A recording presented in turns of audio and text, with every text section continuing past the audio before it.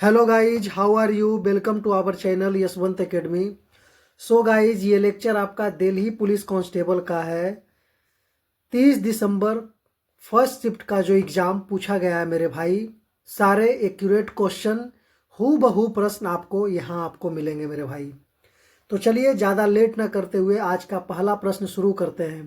पहला प्रश्न था, राम प्रसाद बिस्मिल कौन थे? तो राम प्रसाद बिस्मिल एक क्रांतिकारी थे, एक क्रांतिकारी थे मेरे भाई। थोड़ा डिटेल्स भी देख लेते हैं। जो भाई मेरे यहाँ इंग्लिश में जिनको चाहिए, इंग्लिश में भी है और इधर हिंदी में भी पूरा एक्सप्लेनेशन है। तो राम प्रसाद बिस्मिल भारत के प्रमुख क्रांतिकारियों में से एक थे। वे काकोरी कांड के प्रमुख योजनाकार और हिंदुस्तान रिपब्लिकन एसोसिएशन के संस्थापक सदस्य थे। वे कवि एवं लेखक भी थे। ब्रिटिश सरकार ने उन्हें 1927 में फांसी दे दी थी। तो ये आपका राम प्रसाद बिस्मिल जी से संबंधित कुछ फैक्ट था।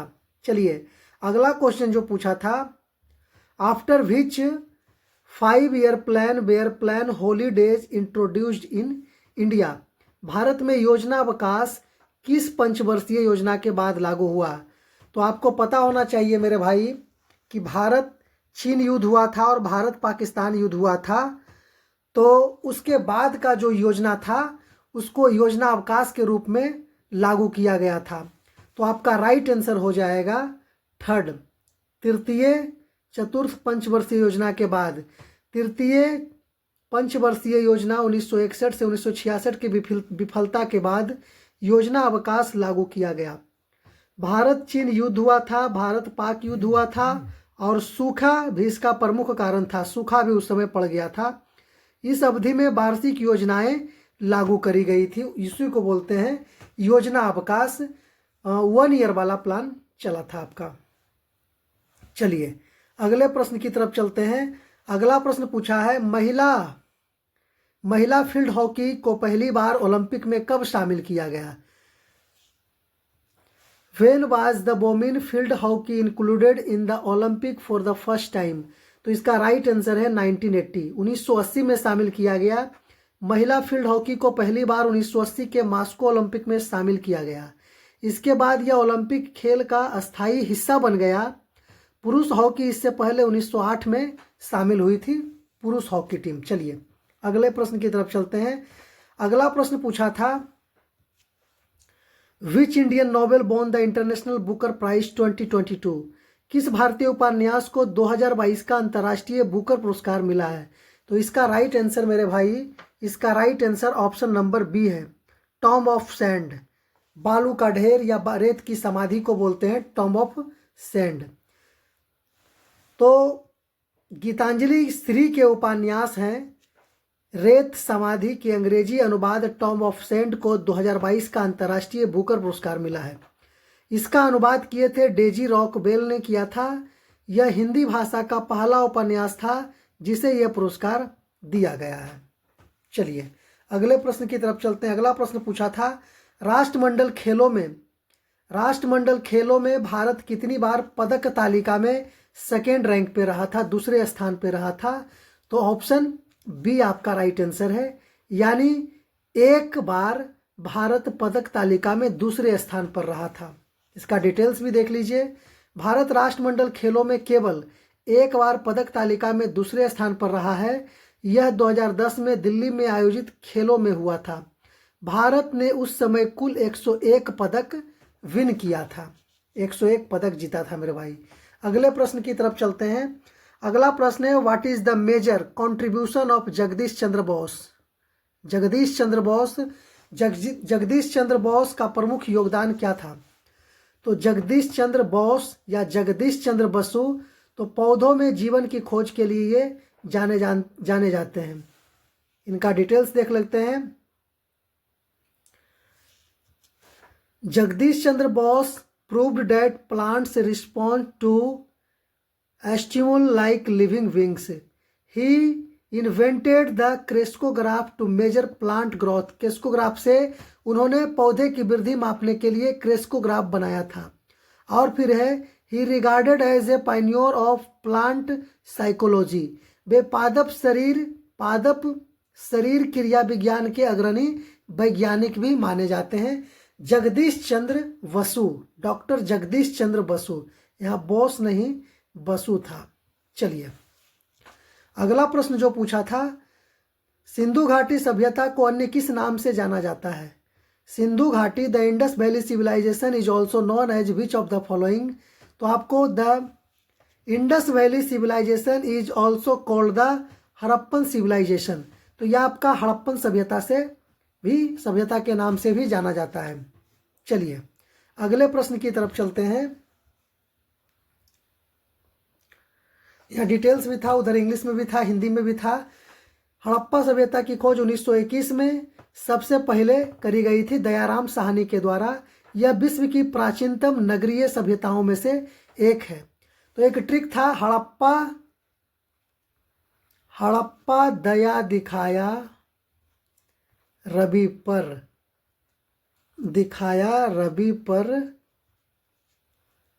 और 21 रुपया दान में दिया। इसमें थोड़ा लिखने में उतना कंप्लीट नहीं हो पाता है मेरे भाई। तो एक ट्रिक था, हड़प्पा दया दिखाया रवि पर, तो रवि 21 रुपया दान दिया। तो मतलब हड़प्पा की खोज 1921 में हुआ था। दया मतलब दयाराम साहनी इसकी खोज किए थे। तो ये ट्रिक भी है, इसका भी एक छोटा सा वीडियो डाला हुआ है, आप प्ले लिस्ट में देख लीजिएगा मेरे भाई। Where is Indira point located? Indira point कहाँ स्थित है? तो इंदिरा पॉइंट ग्रेट निकोबार में लोकेटेड है मेरे भाई। इंदिरा पॉइंट ग्रेट निकोबार द्वीप में स्थित है। यह भारत का सबसे दक्षिणी बिंदु है। इसे पिगमेलियन पॉइंट भी कहा जाता है। चलिए अगला प्रश्न जो पूछा था, लोकसभा के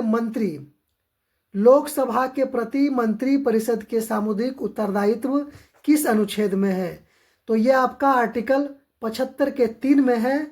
लोकसभा के प्रति मंत्री परिषद की सामूहिक उत्तरदायित्व आपका 75 का 3 में है मेरे भाई। इसका डिटेल्स यहाँ देख लीजिए। संविधान का अनुच्छेद 75 का 3 जो है मंत्री परिषद की सामुदायिक उत्तरदायित्व की बात करता है। मंत्री परिषद लोकसभा के प्रति उत्तरदायी होते हैं। अविश्वास प्रस्ताव पारित होने पर पूरी मंत्री परिषद को इस्तीफा देना पड़ता है। चलिए अगला प्रश्न पूछा था, भारतीय न्याय संहिता को राष्ट्रपति की सहमति कब मिली थी? तो इसका राइट आंसर है 25 दिसंबर 2003 को इसकी सहमति मिली थी। भारतीय न्याय संहिता को 25 दिसंबर 2023 को, 2003 बोल दिए क्या, 2023 है, को राष्ट्रपति की सहमति मिली थी। इसने भारतीय दंड संहिता 1860 का स्थान लिया है। यह 1 जुलाई 2024 से प्रभावी भी हो गई है। अगला प्रश्न पूछा था, व्यापार घाटा किसे कहते हैं? व्यापार घाटा किसे कहते हैं? यहाँ निर्यात आयात से अधिक हो। निर्यात जो है एक्सपोर्ट मोर देन इंपोर्ट, मतलब लाने से ज़्यादा बिक रहा है तब तो व्यापार घाटा नहीं होगा। फिर कह रहा आयात जो है निर्यात से अधिक हो। इंपोर्ट्स मोर देन एक्सपोर्ट, है ना। आयात मतलब लाने से ज़्यादा, क्या बेचने से ज़्यादा ला रहे हैं। और फिर कह रहा आयात निर्यात समान हो, नो फॉरेन ट्रेड। तो इसका राइट आंसर मेरे हिसाब से मेरे भाई ऑप्शन बी होना चाहिए। देखिए क्या है, ऑप्शन बी ही है मेरे भाई। तो आयात निर्यात से क्या होना चाहिए, कम होना चाहिए। वहाँ बोल रहा अधिक हो। व्यापार घाटा तब होता है जब किसी देश का आयात उसके निर्यात से अधिक हो जाता है। मतलब ला रहे हैं बहुत ज़्यादा, बेच रहे हैं बहुत कम, अर्थात देश बाहर से अधिक सामान खरीदता है और कम बेचता है। इससे विदेशी मुद्रा की मांग बढ़ती है। चलिए अगले प्रश्न की तरफ चलते हैं। अगला प्रश्न पूछा था, what is the situation called when price rise uncontrollably and currency value collapse?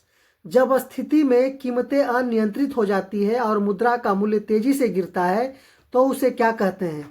तो उसे कहते हैं अति मुद्रास्फीति। अति मुद्रास्फीति, हाइपर इन्फ्लेशन उसको बोलते हैं, अति मुद्रास्फीति। इसका डिटेल्स भी देख लीजिए। अति मुद्रास्फीति वह स्थिति है जब महंगाई दर बहुत तेजी से बढ़ती है, मुद्रा की क्रय शक्ति लगभग समाप्त हो जाती है, इससे अर्थव्यवस्था अस्थिर हो जाती है।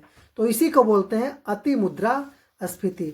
अगला प्रश्न पूछा था, निम्नलिखित में से कौन सा नृत्य असम से संबंधित है? तो असम सत्रिया असम में है और असम का नृत्य बिहू भी है। तो देखिए क्या ऑप्शन में दिया था, देखिए सत्रिया है, तो सत्रिया आपका असम से संबंधित है, सत्रिया आपका असम से संबंधित है, तो राइट आंसर आपका हो जाएगा सत्रिया। चलिए, सत्रिया नृत्य असम का शास्त्रीय नृत्य है। इसकी शुरुआत 15वीं शताब्दी में श्रीमंत शंकर देव ने करी थी। इसकी शुरुआत शंकर देव ने करी थी। इसे वर्ष 2000 में शास्त्रीय नृत्य का दर्जा भी मिला है। अगला क्वेश्चन था WTO से, what was the old name of the world trade organisation WTO, विश्व व्यापार संगठन WTO का पुराना नाम क्या था? तो इसका राइट आंसर है गैट, इसका नाम था गैट। चलिए, गैट का मतलब general agreement on tariffs and trade. इसकी स्थापना WTO की स्थापना गैट के जगह पर हुई थी। 1995 में इसकी स्थापना करी गई थी। चलिए, अगला प्रश्न है, which statement is correct about NATO and quad, मतलब इनमें से कौन सा स्टेटमेंट सही है, नाटो और क्वाड के बारे में कौन सा सही है? तो ऑप्शन सी आपका राइट आंसर है मेरे भाई, ऑप्शन सी आपका राइट आंसर है। NATO is a treaty based, quad is informal. NATO एक औपचारिक संधि आधारित सैन्य संगठन है और क्वाड जो है एक अनौपचारिक रणनीतिक मंच है। क्वाड की कोई बाध्यकारी संधि नहीं है। Quad has no binding treaty और परमानेंट सेक्रेटरीट, ये कोई बाध्यकारी संधि नहीं है। चलिए, अगले प्रश्न की तरफ चलते हैं। अगला प्रश्न पूछा था, during Akbar region which department was headed by the Mir Bakhshi, Akbar के शासन काल में मीर बख्शी किस विभाग का प्रमुख था? तो मीर बख्शी आपका सैन्य विभाग, मिलिट्री विभाग का प्रमुख था। Mir Bakshi was the head of the military department, सैन्य विभाग का प्रमुख था। He maintained record of soldiers and mansabdars, है ना, मनसबदार जिसको बोलते हैं, वह मनसबदारों और सैनिकों का रिकॉर्ड रखता था। फिर कह रहा है, he supervised recruitment and salary of the army, सेना की नियुक्ति और वेतन की व्यवस्था की देखभाल भी वही करता था, मीर बख्शी। अगला प्रश्न जो पूछा है, रॉलेट एक्ट के विरोध में कौन सी प्रमुख घटना घटी थी? The Rowlatt Act protest lead to which major incident, तो रॉलेट एक्ट के विरोध में ये घटना आपका जालियांवाला बाग घटा था। रॉलेट एक्ट के विरोध में पूरे देश में आंदोलन हुआ था। इसके परिणाम स्वरूप जालियांवाला बाग हत्याकांड 13 अप्रैल 1919 को अमृतसर में हुआ था मेरे भाई। इसको याद रखेंगे, क्वेश्चन यहाँ से आता ही आता है। अगला क्वेश्चन करंट अफेयर्स से था, youth 2.0 scheme is related to which objective, युवा 2.0 योजना किस उद्देश्य से संबंधित है? तो इसका राइट आंसर है मेंटरशिप ऑफ यंग राइटर्स, युवा लेखकों का मार्गदर्शन देने से संबंधित है आपका युवा 2.0। यह पढ़ने लिखने की संस्कृति को बढ़ावा देती है। इसे शिक्षा मंत्रालय द्वारा लागू किया जाता है, युवा 2.0 योजना। अगले प्रश्न की तरफ चलते हैं। अगला प्रश्न मेरे भाई पूछा था, सितंबर 2025 में राजस्थान के राज्य निर्वाचन आयुक्त कौन बने? सितंबर 2025 में राजस्थान के राज्य निर्वाचन आयुक्त कौन बने? तो इसका राइट आंसर है option number B, Rajeshwar Singh बने हैं मेरे भाई। Rajeshwar Singh was appointed as Rajasthan state election commissioner. He is retired IAS officer, retired IAS officer हैं और वे सेवानिवृत्त IAS अधिकारी हैं। उन्होंने सितंबर 2025 में पदभार ग्रहण किया है। चलिए, अगले प्रश्न की तरफ चलते हैं। अगला प्रश्न पूछा था, who took oath as a chief justice of Guwahati high court in July 2025, जुलाई 2025 में गुवाहाटी उच्च न्यायालय के मुख्य न्यायाधीश किसने शपथ ली? मुख्य न्यायाधीश की शपथ किसने ली? तो यह आपका हो जाएगा option C, justice Ashutosh Kumar. Option C is the right answer मेरे भाई। Justice Ashutosh Kumar took oath as a chief justice of Guwahati high court. He was sworn in during July 2025. The oath was administered by the governor of Assam. Assam के governor के द्वारा इनको शपथ दिलाया गया है। यहाँ आप हिंदी में भी देख सकते हैं मेरे भाई। चलिए अगला क्वेश्चन था, in which city was the dialogue India conference organised. Dialogue India सम्मेलन किस शहर में आयोजित किया गया था? तो आपका राइट आंसर है option number B, New Delhi आपका राइट आंसर था मेरे भाई। चलिए अगले प्रश्न की तरफ चलते हैं, थोड़ा इसका डिटेल्स भी देख लेते हैं। डायलॉग इंडिया सम्मेलन नई दिल्ली में आयोजित किया गया था। इस प्रकार के सम्मेलन प्रायः राष्ट्रीय राजधानी में होते हैं। इसका उद्देश्य नीति और शासन से जुड़े विषयों पर चर्चा करना होता है। चलिए अगले प्रश्न की तरफ चलते हैं। अगला प्रश्न पूछा था, which Indian state is known as the spice garden of India. मसालों का बगीचा भारत का कौन सा राज्य कहलाता है? तो आपका राइट आंसर है मसालों का बगीचा केरल कहलाता है। तो ये भी क्वेश्चन आपको एग्जाम में पूछा गया था मेरे भाई, इसका डिटेल्स भी देख लीजिए। केरल भारत का मसालों का बगीचा कहा जाता है। यहाँ काली मिर्च, इलायची, लौंग जैसे मसाले उगाए जाते हैं। यहाँ की जलवायु मसालों के लिए बहुत ही उपयुक्त है। चलिए अगले प्रश्न की तरफ चलते हैं। Which city of Uttar Pradesh is a famous for lock manufacturing. Uttar Pradesh का कौन सा शहर ताले बनाने के लिए प्रसिद्ध है? तो आपका ताला बनाने के लिए उत्तर प्रदेश का अलीगढ़ शहर मशहूर है। चलिए अलीगढ़ ताले बनाने के लिए प्रसिद्ध है। इसे ताला नगरी भी कहा जाता है। यहाँ बने ताले देश विदेश में निर्यात किए जाते हैं। तो अलीगढ़ लॉक बनाने के लिए आपका फेमस है। अगले प्रश्न की तरफ चलते हैं। Which city known as a brass city of India. यानी भारत का कौन सा शहर पीतल नगरी कहलाता है? तो पीतल नगरी कौन सा शहर कहलाता है? आपका ऑप्शन नंबर ए राइट था मेरे भाई। ऑप्शन नंबर आपका ए राइट था, मुरादाबाद। ऑप्शन नंबर ए आपका सही है, मुरादाबाद राइट आंसर था। इसका डिटेल्स भी देख लेते हैं। चलिए इसका डिटेल्स देख लेते हैं। मुरादाबाद को भारत की पीतल नगरी कहा जाता है। यहाँ पीतल के हस्तशिल्प बनाए जाते हैं। इसके उत्पाद विश्व भर में निर्यात होते हैं। तो मुरादाबाद का पीतल का भी निर्यात पूरे ऑल ओवर वर्ल्ड में किया जाता है। फिर क्वेश्चन आपका है, in which year did India win the hockey world cup. भारत ने हॉकी विश्व कप कब जीता था, किस वर्ष जीता था? तो आपका ऑप्शन सी राइट आंसर है, 1975। India won the hockey world cup in 1975। The tournament was held in Kuala Lumpur, Malaysia. India defeated Pakistan in the final. Pakistan final में हारा था भारत से, और यह कोलालमपुर के मलेशिया के कोलालमपुर में यह मैच 1975 को हुआ था मेरे भाई। अगले प्रश्न की तरफ चलते हैं। अगला प्रश्न जो पूछा था, सेबी का पूरा नाम क्या है? तो सेबी का पूरा नाम है आपका securities and exchange board of India. SEBI का पूरा नाम है securities and exchange board of India, पूरा नाम है मेरे भाई। चलिए यह भारतीय शेयर बाजार को क्या करता है? रेगुलेट करता है, नियंत्रित करता है। यह निवेशकों के हितों की रक्षा भी करता है। It protect the interests of investors. यह निवेशकों की हितों की रक्षा भी करता है।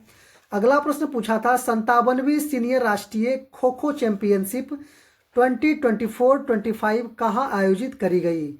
Where was the 57th senior national kho kho championship 2024 and 2025 आपका हेल्ड? तो ये आपका हुआ था मेरे भाई ऑप्शन नंबर सी, पुरी में। उड़ीसा के शहर है पुरी, जहां आपका हुआ था। इसका डिटेल्स भी देख लीजिए। 57वीं सीनियर राष्ट्रीय खो खो चैंपियनशिप पूरी उड़ीसा में हुई है। यह 24-25 सत्र में आयोजित करी गई थी। रेलवे और महाराष्ट्र का प्रदर्शन अच्छा रहा था। चलिए अगले प्रश्न की तरफ चलते हैं। Indira point is located in which, मतलब इंदिरा पॉइंट किस समूह में स्थित है? तो आपका है ग्रेट निकोबार में। इंदिरा पॉइंट लोकेटेड है आपका ग्रेट निकोबार में लोकेटेड है। इंदिरा पॉइंट ग्रेट निकोबार द्वीप में स्थित है। यह भारत की सबसे दक्षिणी बिंदु है। इसे पिग्मेलियन पॉइंट भी कहा जाता है। चलिए अगले प्रश्न की तरफ चलते हैं। अगला प्रश्न पूछा था, who won the Booker prize 2020? 2020 का बुकर प्राइज किसने जीता? तो आपका राइट आंसर है डगलस स्टुअर्ट ने जीता है 2020 का बुकर पुरस्कार। डगलस स्टुअर्ट को 2020 का बुकर पुरस्कार मिला। उन्हें यह पुरस्कार सग्गी बेन उपन्यास के लिए मिला है। चलिए अगले प्रश्न की तरफ चलते हैं। अगला प्रश्न आपका पूछा था, उष्णकटिबंधीय एवं उप उष्णकटिबंधीय मिट्टी में सामान्यतः किस तत्व की कमी होती है? उष्णकटिबंधीय एवं उप उष्णकटिबंधीय मिट्टी में सामान्यतः किस तत्व की कमी होती है? तो इसका राइट आंसर है नाइट्रोजन और फास्फोरस की कमी रहती है। ऑप्शन बी आपका राइट आंसर है मेरे भाई। थोड़ा डिटेल्स में इसका देख लीजिए। उष्णकटिबंधीय मिट्टी में अधिक वर्षा के कारण निक्षालन होता है। इसमें नाइट्रोजन और फास्फोरस की क्या हो जाती है? कमी हो जाती है, जबकि लोहा और एल्युमिनियम प्रचुर मात्रा में हो जाते हैं। चलिए अगला प्रश्न जो पूछा था, रबी और खरीफ की उगाई के बीच उगाई जाने वाली फसल कौन सी है? रबी और खरीफ के बीच उगाए जाने वाली फसल कौन सी है? तो आपका option C is the right answer. जायद फसल आपका है जो रबी और खरीफ के बीच में उगाई जाती है। इसका डिटेल्स भी देख लीजिए। इंग्लिश वाले उधर देख लेंगे, हिंदी वाले इधर देख लेंगे। जायद फसलें रबी और खरीफ के बीच उगाई जाती है, जबकि बुआई मार्च अप्रैल में और कटाई जून जुलाई में हो जाती है। जैसे तरबूज, खीरा इसकी प्रमुख फसलें हैं। Who received the Nobel peace prize for ending apartheid और इन साउथ अफ्रीका? दक्षिण अफ्रीका में रंगभेद समाप्त करने के लिए नोबेल शांति पुरस्कार किसे मिला है? किसे मिला था? तो आपका दक्षिण अफ्रीका के गांधी नेल्सन मंडेला को कहा जाता है। उन्हीं को मिला था मेरे भाई। Option B is the right answer. Nelson Mandela को 1993 में नोबेल शांति पुरस्कार दिया गया। यह पुरस्कार FWD क्लार्क के साथ संयुक्त रूप से दिया गया। उन्होंने रंगभेद की शांतिपूर्ण ढंग से समाप्त किया था। चलिए अगला प्रश्न जो पूछा है, भारत के वर्तमान नियंत्रक एवं महालेखा परीक्षक CAG कौन है? Who is the current controller and auditor general CAG of India? तो आपका हो जाएंगे ऑप्शन सी, के संजय मूर्ति साहब जो हैं भारत के नियंत्रक एवं महालेखा परीक्षक CAG हैं। अगले प्रश्न की तरफ चलते हैं। पहले थोड़ा इनका डिटेल्स भी देख लीजिए। के संजय मूर्ति नवंबर 2024 में CAG बने हैं। वे भारत के 15वें नियंत्रक एवं महालेखा परीक्षक बने हैं। CAG सरकारी खर्च की लेखा परीक्षा करता है। CAG का काम होता है सरकारी खर्चे की लेखा जोखा रखना। Which novel won the Booker prize in 2021? वर्ष 2021 का बुकर पुरस्कार किस उपन्यास को मिला है? तो आपका सी है, द प्रॉमिस को 2021 का बुकर पुरस्कार मिला है। द प्रॉमिस को 2021 का बुकर पुरस्कार मिला है। इसके लेखक डेमन गलगुट हैं। यह उपन्यास एक दक्षिण अफ्रीकी परिवार पर आधारित है।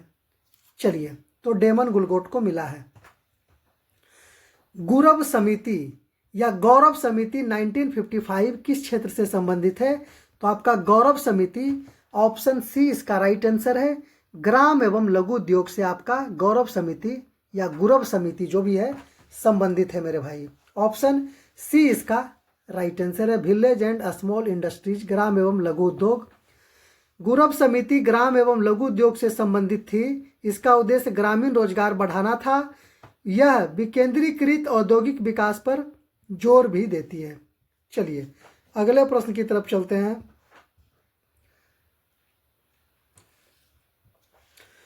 Whose tenure as CBI director was extended till May 2025? CBI निदेशक के रूप में किनका कार्यकाल मई 2025 तक बढ़ा दिया गया है। इसका राइट आंसर है प्रवीण सूद। सीबीआई के निदेशक हैं प्रवीण सूद, जिनका कार्यकाल मई 2025 तक बढ़ाया गया है।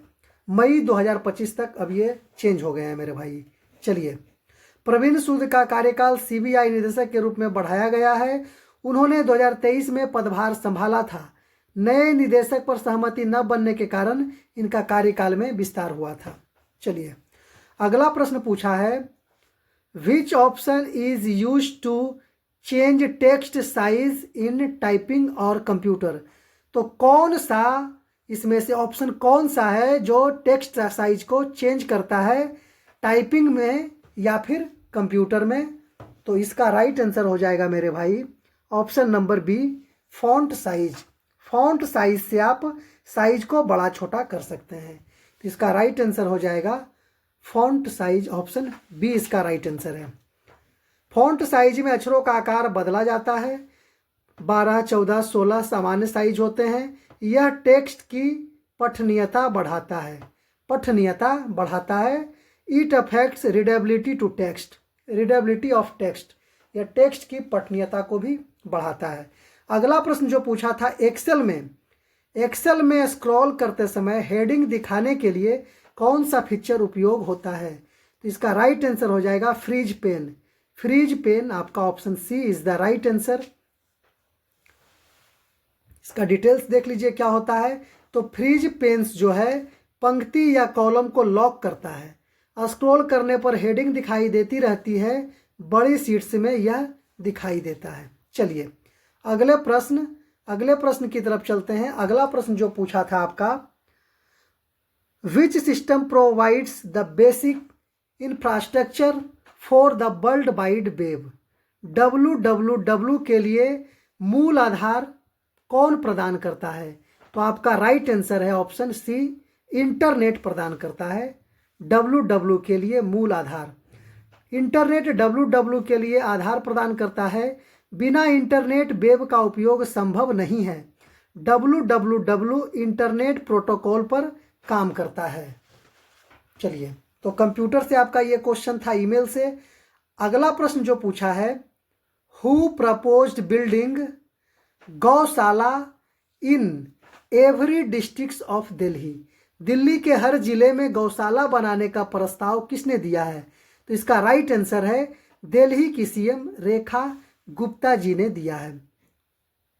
अगला प्रश्न जो है, बस यही आपका लास्ट था। रेखा गुप्ता ने